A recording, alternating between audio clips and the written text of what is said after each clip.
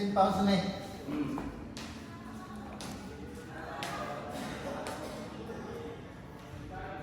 Yan, okay, okay. Tama yan. Ay, ito ba? Ano naman? Yan. Shoulder level lang palagi. Bumaba ng konti, kunti lang sa shoulder. Okay. Sige na. Okay, go. Yan. I-feel mo yung bigat. Dandahan, kaya lang mabilis.